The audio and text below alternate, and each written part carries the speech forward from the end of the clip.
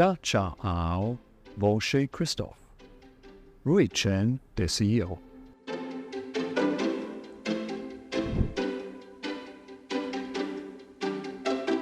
I'm Christoph Knaack, CEO at Preqin. I'm honored to have been invited back by the Beijing Private Equity Association to launch this year's China-focused private equity benchmark and share some insights on private markets in China. Preqin is an award-winning alternative assets data provider that offers insights and solutions for private market professionals across the globe. We were founded in 2003 and have 16 offices worldwide. Last year, we launched our first China-focused fact sheet with market level and denominated currency level benchmarks. The data gave investors a clearer and more holistic picture of the China market. We know that providing investors with the most comprehensive and comparable data is crucial to the growth of private asset classes. China has been one of the fastest growing private capital markets in the world. Private equity and venture capital assets under management targeting China have surged from $99 billion at the start of last decade to more than $1.5 trillion today, a 15-fold increase.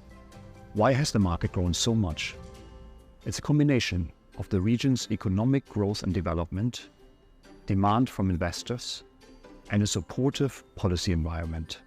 Geopolitics and a more challenging economy slowed that growth in the past few years, but we remain optimistic about the future.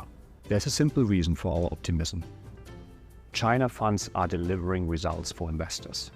Preqin now covers more than 6,000 fund managers and 16,000 funds active in China.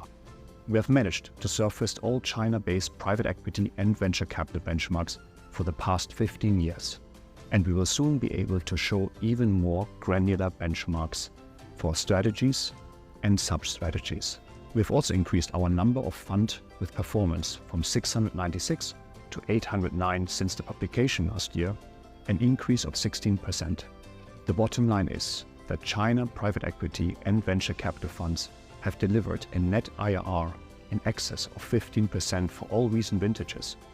As you can see in the chart, US dollar funds have returned between 15 and 21% in the 5 most recent reported vintages, while RMB funds have exceeded 20% every year, with an average median net IRR for 2016 to 2020 of 25%.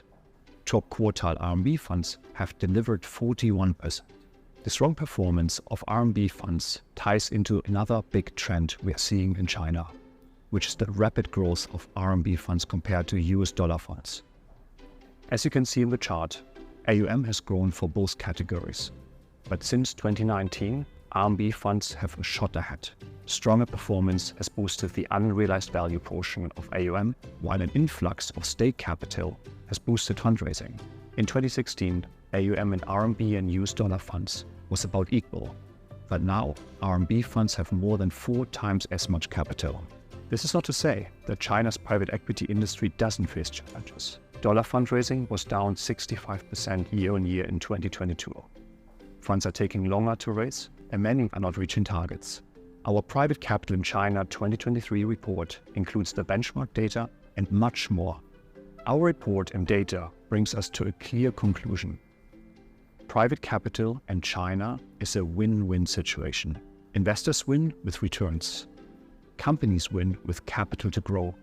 The economy wins with investment in the industries of tomorrow. And the people win with better jobs, products, and services. I thank you for the opportunity to share some thoughts on the private capital opportunity in China. And I hope to see you again next year and for many more years to come. Thank you very much.